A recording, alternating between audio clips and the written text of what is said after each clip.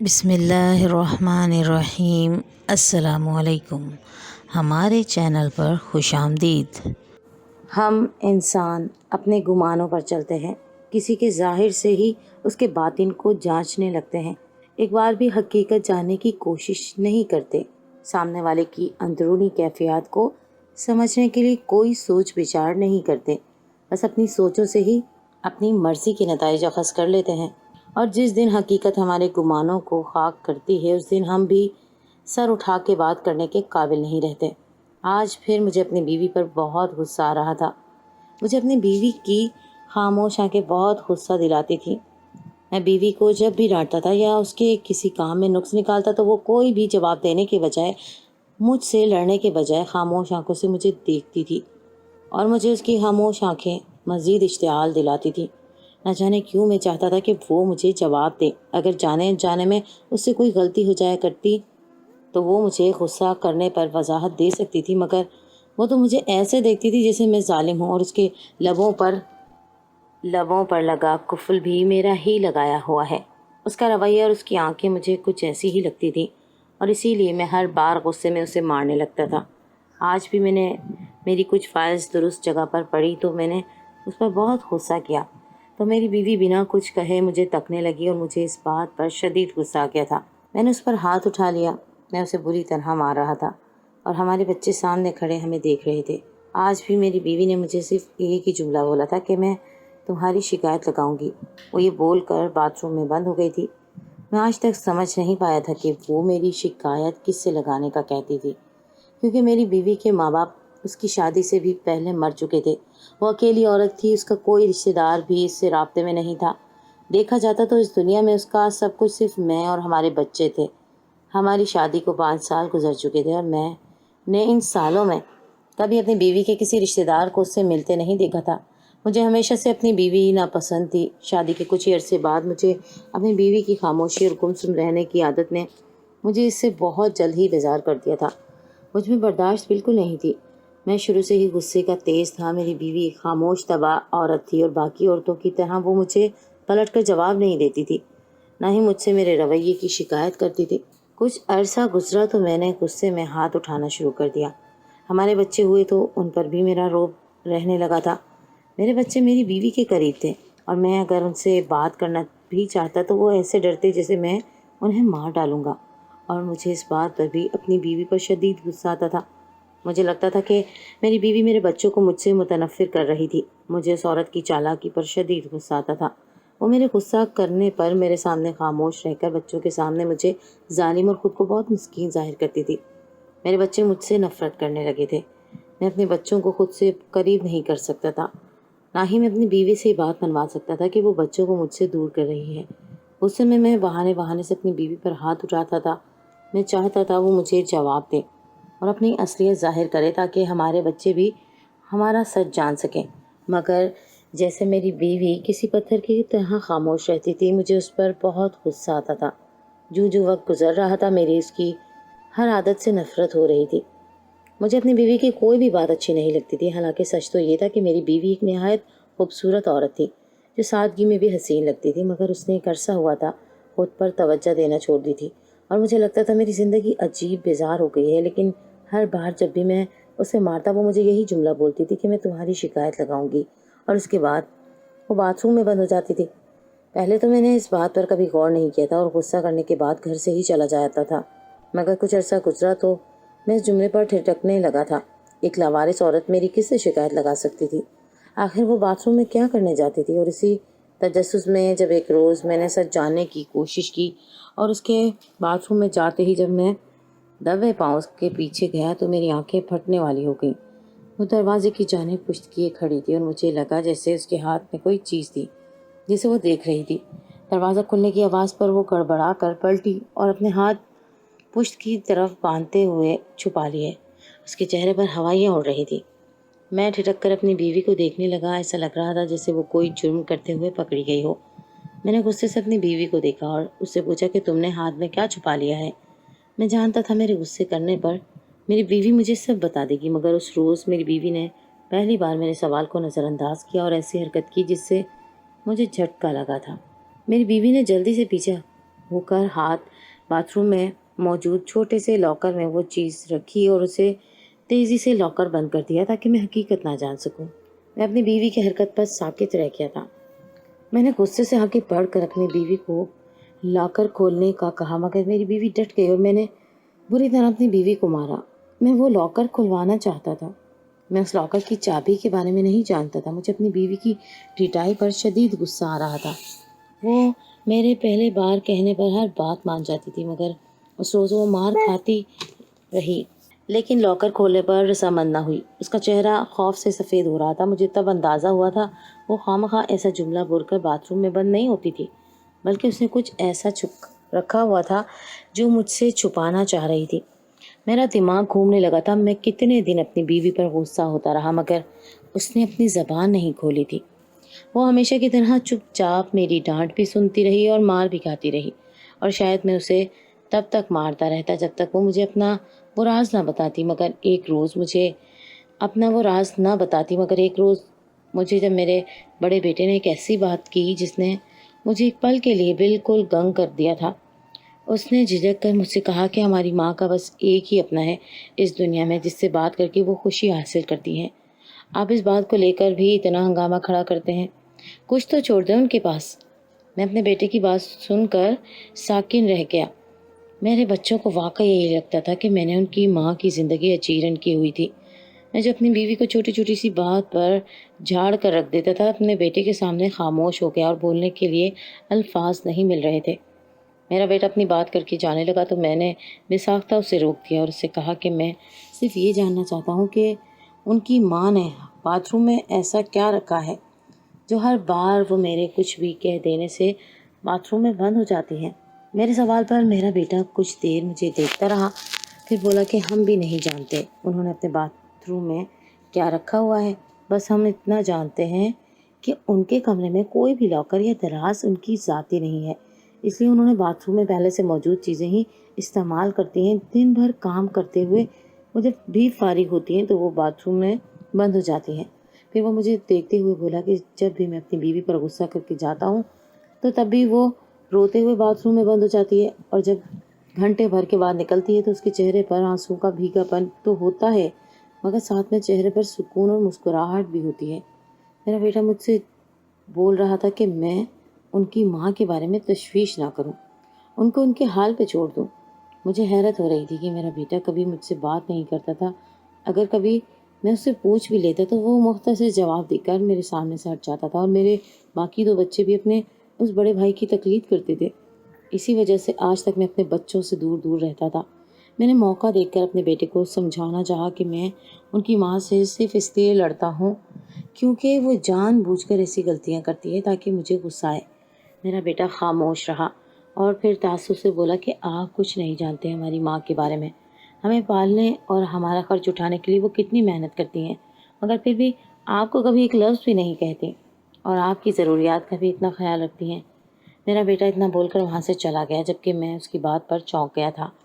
میری بیوی ایک سادہ سی گھریلو عورت تھی جسے گھر کے کام کرنے کے علاوہ کچھ نہیں آتا تھا، مگر میرا بیٹا جو بات بول کر گیا تھا اس سے ظاہر ہوتا تھا کہ میری بیوی ان کے اخراجات پورے کرنے کے لیے محنت مشقت کرتی تھی۔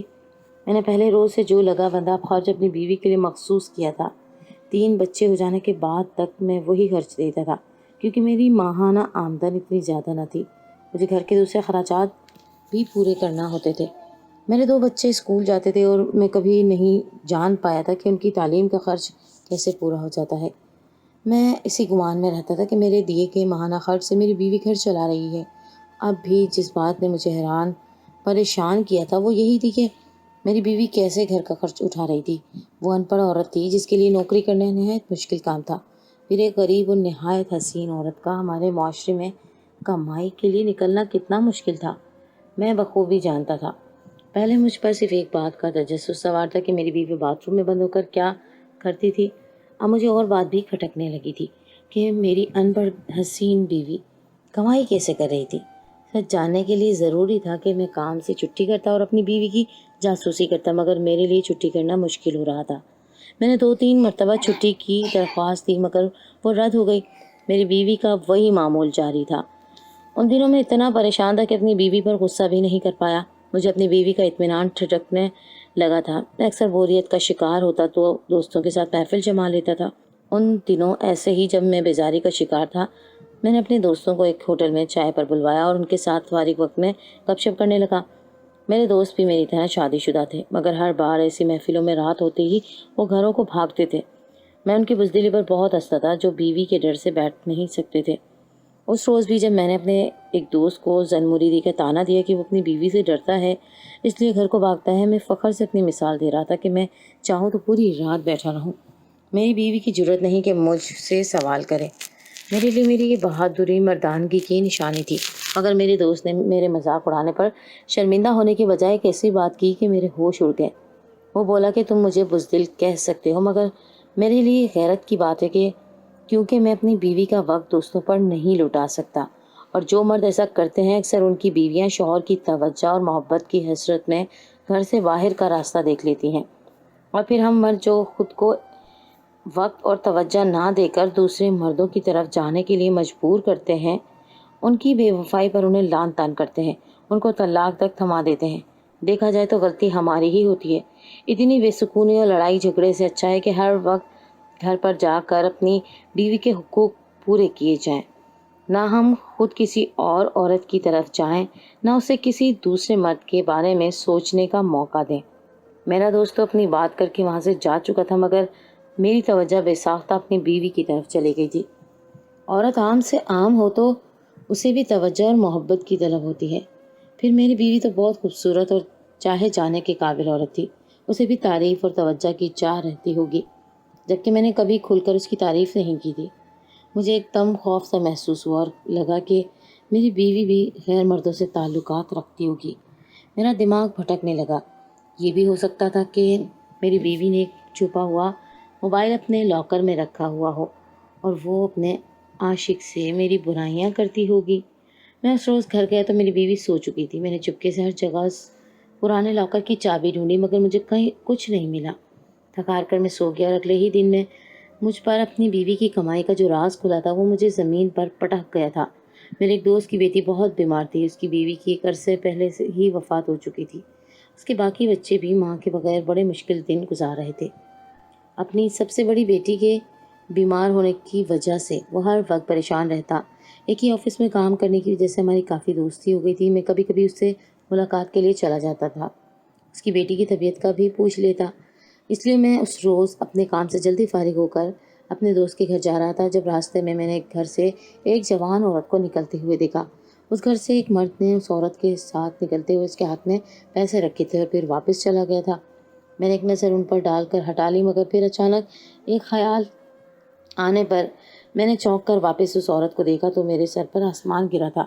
وہ عورت میری ہی بیوی تھی۔ میں نے اس گھر کی طرف دیکھا جہاں سے وہ نکلی تھی۔ میں نے اپنی بیوی کے وہاں سے جانے کے بعد اس گھر کا دروازہ کھٹکھٹایا۔ تھوڑی دیر بعد دروازہ کھلا تو وہاں سے ایک مرد نکلا اور مجھے یہ دیکھ کر دل ہی دل میں شدید غصہ آیا تھا کہ وہ مرد کوئی اور تھا، جبکہ میری بیوی کو پیسے دینے والا کوئی اور مرد تھا۔ میں نے بہانے سے اس مرد سے کہا کہ مجھے پانی چاہیے، میں بہت دور سے آیا ہوں۔ میرے پانی مانگنے پر اس مرد نے مجھے اپنے گھر میں بلا لیا اور مجھ سے بولا کہ فکر مت کرو، گھر میں کوئی پردہ والی عورت نہیں، اس لیے تم اندر آ جاؤ۔ میں غصہ دبائے اندر چلا گیا۔ اس نے مجھے وہیں ڈرائنگ روم میں بٹھایا اور کچن سے پانی لینے چلا گیا۔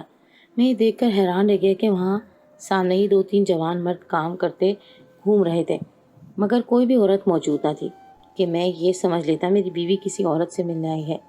اس مرد نے مجھے پانی لا کر دیا تو میں نے حیرت سے سوال کیا کہ وہ خود کام کیوں کر رہے ہیں، ان کی بیویاں کہاں ہیں؟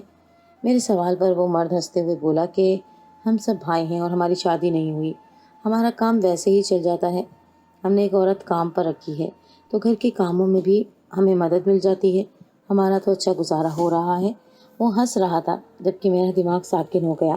میری بیوی ان بھائیوں کے پاس آتی تھی، ان کی ضرورتیں پوری کرتی تھی، اور یہی وہ جگہ تھی جہاں سے میری بیوی پیسے کماتی تھی۔ میں ایک جھٹکے سے اٹھا اور اس گھر سے نکل گیا۔ میں جب گھر پہنچا تو میری بیوی نہائی دھوئی اسی کچن میں کھڑی کھانا بنا رہی تھی۔ روزانہ جب میں گھر آتا تھا تو اسی طرح مجھے میری بیوی کچن میں مصروف نظر آتی تھی، اور میں کبھی جان ہی نہیں پایا تھا کہ میری بیوی کیوں روزانہ دیر سے کھانا بناتی تھی، کیونکہ وہ گھر پر ہی نہیں ہوتی تھی۔ ایک دم آگے بڑھ کر میں نے اپنی بیوی کو بالوں سے جکڑ کر کچن سے باہر نکالا۔ وہ اس اچانک حملے پر درد سے چیخنے لگی۔ میرے بچے بھی کمرے سے باہر نکل آئے تھے۔ میں اپنے بچوں کو بھی ان کی ماں کا اصل روپ دکھانا چاہتا تھا۔ میں نے غصے سے اونچی آواز میں اپنی بیوی سے سوال کیا کہ وہ کہاں سے آ رہی ہے۔ میری بیوی نے میرے سوال پر ہڑبڑا کر کہا کہ وہ گھر پر ہی تھی اور گھر کی صفائی کرتے کرتے کھانا بنانے میں دیر ہو گئی۔ مجھے اس کی جھوٹ پر حیرت نہیں ہوئی تھی۔ میں جانتا تھا وہ مکر جائے گی، مگر مجھے جھٹکا تب لگا جب میرے بچے نے بھی وہی کہا کہ ہماری ماں صبح سے گھر پر ہے اور ہمارے سامنے گھر کا کام کرتی رہی ہے۔ وہ اپنی ماں کو بچانے کی کوشش کر رہے تھے۔ میں نے اپنے بڑے بیٹے کو دیکھا تو وہ نظریں چرا گیا۔ مجھے اپنی بیوی پر شدید غصہ آیا تھا۔ مجھے اس عورت کی یہی چالاکی زہر لگتی تھی۔ وہ ہمارے بچوں کو جھوٹ اور نفرت سکھا رہی تھی۔ میرے بچے اتنی دیدہ دلیری سے جھوٹ بول رہے تھے کہ اگر میں سچ نہ جانتا تو شاید اپنے بچوں کی باتوں میں آ جاتا۔ میں عادت سے مجبور ہو کر غصے سے اپنی بیوی کو مارنے لگا۔ میں نے چیختے ہوئے کہا کہ میں اس کی اصلیت جان چکا ہوں۔ وہ بچوں کو اپنے ساتھ ملا کر جھوٹ بولنا تو سکھا سکتی ہے، مگر وہ مجھے اب مزید پاگل نہیں بنا سکتی۔ میں نے اسے کاوانے مردوں کے گھر سے نکلتے دیکھا تھا۔ وہ ان کی رکھیل بنی ہوئی تھی اور اس حرام پیسے سے اس گھر کو چلا رہی تھی۔ میرا سوچ سوچ کر دماغ خالی ہو رہا تھا۔ میرے بچے ساکت نظروں سے ہماری طرف دیکھ رہے تھے۔ یقیناً انہیں اپنی ماں کی حقیقت سے دھچکا لگا تھا۔ میں نے اس روز اپنی بیوی کا ڈرامہ نہیں چلنے دیا تھا اور اپنے بچوں کو سب سچ بتا دیا۔ پہلی بار مار کھانے کے بعد میری بیوی نے مجھ سے یہ نہیں کہا تھا کہ وہ میری شکایت لگائے گی۔ وہ سر جھکائے بیٹھی تھی کیونکہ اس کا جھوٹ سامنے آ چکا تھا۔ میں نے اپنے بچوں کی آنکھوں میں غم اور ہراس دیکھا تھا تو اپنی بیوی سے بولا کہ میں اسے گھر سے نہیں نکالوں گا کیونکہ مجھے اپنے بچوں کو اکیلا نہیں کرنا۔ میں نے اسے اپنے بچوں کی خاطر قبول کیا اور گھر میں رہنے دیا، مگر ساتھ ہی اسے آخری بار وارننگ دی کہ اب اگر وہ گھر سے باہر نکلی تو میں اسے طلاق دے کر گھر سے نکال دوں گا۔ سچ تو یہ تھا کہ میں نے اپنی بیوی کو صرف اسی لیے موقع دیا تھا کیونکہ میں چاہتا تھا وہ راہ راست پر آ جائے اور بغیر ماں کے بچے بھی اداس ہو جاتے۔ میں نے اپنی بیوی پر احسان کر کے اپنی ہی مدد کی تھی۔ میں نے 2-3 جگہ پر کام کرنا شروع کر دیا۔ میں جانتا تھا میں نے اپنی بیوی کو کمانے سے روکا ہے تو اب سارا خرچ مجھے ہی اٹھانا ہوگا، اور وہی ہوا تھا۔ مہینہ ختم ہوا تو بچے پہلی بار میرے سامنے آئے اور اسکول کی فیس مانگنے لگے۔ ان کی فیسیں ادا کیں تو کاپی پنسل کا مسئلہ کھڑا ہو گیا۔ گھر کا راشن میں پہلے کی طرح کھل کر نہیں خرید پایا۔ 1-1 روپیہ بچاتے اور دن رات جانوروں کی طرح کماتے ہوئے میرے ہوش ٹھکانے لگ گئے تھے۔ میرے یہ الفاظ میری بیوی پر بجلی بن کر گرے تھے۔ وہ اپنی جگہ کھڑی رہ گئی تھی اور میں بچوں کو لے کر گھر سے چلا گیا اور گھر کو لاک لگایا گیا۔ اس روز شادی سے واپسی بہت دیر سے ہوئی۔ میرے بچے راستے میں سونے لگے۔ کھانا ہم کھا چکے تھے، اس لیے گھر آتے ہی میں نے بچوں کو سلا دیا اور خود اپنے کمرے میں چلا گیا۔ جب سامنے دیکھا تو ٹھٹک گیا۔ میری بیوی بستر سے غائب تھی۔ میں چونک گیا کیونکہ رات کے 2 بج چکے تھے اور اس وقت تک میری بیوی سو چکی ہوتی تھی کیونکہ وہ صبح جلدی جاگ جانے کی عادی تھی۔ میں نے اس کی تلاش میں نظر دوڑائی تو دیکھا کہ باتھ روم کا دروازہ بند تھا۔ میں مطمئن ہو کر کپڑے بدلنے چلا گیا۔ میں فارغ ہو کر بستر پر لیٹ گیا، مگر میری بیوی تب بھی باتھ روم سے نہیں نکلی تھی۔ میں اتنی دیر ہونے پر کھٹک گیا اور اٹھ کر باتھ روم کے دروازے سے کان لگائے تو مجھے سسکیوں کی آوازیں سنائی دیں اور میری بیوی آہستگی سے کچھ بول رہی تھی۔ میں جلدی سے اپنے کمرے سے باہر گیا اور دوسری طرف باہر سے باتھ روم کی دیوار کے پاس پہنچا۔ اس بیرونی دیوار میں باتھ روم کا ایک روشن دان تھا۔ میں نے زمین پر کچھ اینٹیں رکھ کر جگہ بنائی اور اوپر چڑھ کر روشن دان سے اندر کی طرف جھانکا۔ وہاں سے جو منظر میں نے دیکھا وہ مجھے ساکت کر گیا تھا۔ میں کتنی دیر اپنی جگہ جمع رہ گیا تھا۔ پھر جب کچھ دیر بعد میری بیوی نے پانی کھولا تو میں وہاں سے اتر کر اپنے کمرے میں واپس آیا۔ میرا دماغ گھوم رہا تھا۔ میری بیوی باتھ روم میں بند ہو کر جو کام کرتی تھی میں اس کے بارے میں سوچ بھی نہیں سکتا تھا۔ بیوی سے بات کرنے کا سوچ کر میں بستر پر لیٹ گیا اور جلد تھکن کی وجہ سے میری آنکھ لگ گئی۔ اگلی صبح اٹھا تو میرے گھر پر قیامت ٹوٹ چکی تھی۔ میری آنکھ اپنے بچوں کے چیخنے اور رونے کی آوازوں پر کھلی تھی۔ میں گھبرا کر اٹھا اور کمرے سے باہر بھاگا تو دیکھا کہ میرے بچے کچن کے دروازے پر کھڑے چیخ رہے تھے۔ میں آگے بڑھ کر انہیں ہٹاتا کچن میں داخل ہوا، مگر سامنے کا منظر دیکھ کر میری روح فنا ہو گئی۔ کچن میں میری بیوی کی جلی ہوئی لاش ملی تھی۔ میں اسے اٹھا کر اندھا دھند ہسپتال کی جانب بھاگا۔ مجھے بچے بھی بھول گئے تھے۔ ڈاکٹر نے میری بیوی کو چیک کیا تو بتایا کہ وہ مر چکی ہے اور یہ پولیس کیس ہے، کیونکہ دیکھ کر لگتا تھا کہ اس نے جان بوجھ کر خود کو آگ لگائی تھی۔ میں یہ سن کر پتھرا گیا۔ ڈاکٹر نے پولیس کو بلا لیا تھا۔ میں پولیس کے سوالات کے جوابات دیتا غائب دماغ سا کھڑا ہوا تھا۔ مجھے لگا کہ میری بیوی کی موت کے ساتھ اس کے راز دفن ہو گئے، مگر میں غلط تھا۔ اپنی بیوی کے جنازے کے بعد میں 2 دن کمرے میں بند پڑا رہا۔ بچے اپنے کمرے میں گمسم سے بیٹھے رہتے تھے۔ 2 دن بعد ہمارے گھر کے دروازے پر دستک ہوئی تو میں نے اٹھ کر دروازہ کھولا۔ दरवाजे पर वही 3 मर्द खड़े थे जिनके घर मेरी बीवी जाती थी। उन मर्दों के साथ व्हील चेयर पर एक बूढ़ी औरत बैठी थी। मैं उन्हें देखकर चौंक गया और उन्हें अंदर आने की दावत दी। वो लोग अंदर आकर बैठे और मुझसे अफसोस करते हुए बोले कि मेरी बीवी की मौत पर वो अपनी माँ की तबीयत ख़राब होने की वजह से उसे अस्पताल ले गए थे, इसलिए नहीं आ सके। उन्हें मेरी बीवी की मौत की खबर देर से मिली थी। उस बूढ़ी औरत ने रोते हुए मुझे बताया कि मेरी बीवी उसकी बेटी बनी हुई थी और पैसों पर उस बूढ़ी औरत का काम काज करने जाती थी। वो उनके घर के थोड़े बहुत काम भी कर दिया करती थी। उन मर्दों ने उस दिन अफसोस करते हुए मेरी बीवी की तारीफ़ की कि वो बहुत नेक औरत थी। वो उसे अपनी बहन समझते थे और वो अपनी मजबूरी की वजह से उनके घर का काम भी कर देती थी, मगर कभी अपना पर्दा नहीं उतारती थी और ना ही गैर ज़रूरी बात करती थी। और उसने पहले ही बता दिया था कि जिस दिन उसके शौहर ने उसे मना कर दिया वो आना छोड़ देगी, इसलिए उसके काम छोड़ने पर वो लोग बहुत तंग हुए थे। वो माँ और बेटे तो अफसोस का इजहार कर चुके चले गए, मगर मैं शर्मिंदा सा बैठा हुआ था। मैंने उस रोज़ उठकर बाथरूम में मौजूद उस लॉकर को खोला तो वो खुल गया। शायद मेरी बीवी उसे लॉक करना भूल गई थी। मैंने लॉकर पूरा छान मारा मगर उसमें कुछ नहीं मिला। मैं ठिठक गया था। कुछ सोचकर मैं किचन में पहुंचा और किचन का जायज़ा लेने के बाद मेरी बीवी की मौत के बाद से किचन वैसे का वैसा ही पड़ा था, क्योंकि खाना हमें अब भी मोहल्ले वाले दे रहे थे। मैंने इर्द गिर्द नज़र दौड़ाई तो मुझे फ्रिज के करीब नीचे ज़मीन पर एक जली हुई तस्वीर का टुकड़ा मिला। मैंने वो टुकड़ा उठाया और वहीं ज़मीन पर बैठ गया। मुझे अपनी बीवी की मौत वाली रात याद आई। उस रात मेरी बीवी बाथरूम में बंद उस तस्वीर से बातें कर रही थी और रो रही थी। वो तस्वीर बहुत पुरानी थी और वो मेरे सास ससुर की तस्वीर थी, जो शादी के बाद मेरी बीवी ने बेड के पास टेबल पर फ्रेम में लगा कर रखी थी। मगर एक रोज़ गुस्से में मैंने वो तस्वीर उठाकर ज़मीन पर फेंक दी थी और कहा था कि मुझे गैर ज़रूरी चीज़ें मेरे कमरे में अच्छी नहीं लगती। उस दिन के बाद से वो तस्वीरें मुझे कभी नज़र नहीं आई थी। मुझे उस रात पता चला कि मेरी बीवी ने अपने माँ बाप की वो तस्वीर अपने उस लॉकर में रखी हुई थी और उस तस्वीर को देखकर घंटों रोती रहती और मेरी शिकायत करती। मैं किचन में साकित सा बैठा था। मैंने एक मासूम और पाक लड़की को अपनी ज़िंदगी में शामिल करके कभी इज्जत नहीं दी थी। वो अपने अखराजात और घर की जिम्मेदारियाँ खुद पूरी करती रही, क्योंकि मैंने कभी उसकी ज़रूरियात के बारे में जानने की कोशिश ही नहीं की थी। मैंने उसे सिर्फ गम दिए थे और उसके किरदार पर इतना कीचड़ उछाला था कि वो अपनी जान ले चुकी थी। शायद यही मेरी सज़ा थी कि मुझे अपनी बीवी का सच उसकी मौत के बाद पता चला था और मैं उससे अपने जुल्म की माफ़ी भी नहीं मांग सका था। अब मैं अक्सर सोचता हूँ कि मेरी बीवी ने मेरी वजह से खुद को मारा था। मैंने उसको समझने की ज़रा भी कोशिश नहीं की। वो एक परहेज़गार औरत थी जिसने अपने खाविंद की बड़ी ही खामोशी से घर के अखराजात उठाने में मदद की। मेरे इतने गुस्से को बर्दाश्त किया, मेरी इज्जत का पास रखा, मगर मैंने ये क्या कर दिया था। मेरी बीवी ने बज़ाहिर तो अपनी जान ली थी, मगर कहीं ना कहीं मैं खुद को उसकी मौत का जिम्मेदार समझता हूँ। मेरी बातों की वजह से वो ज़िंदगी की बाजी हार गई थी।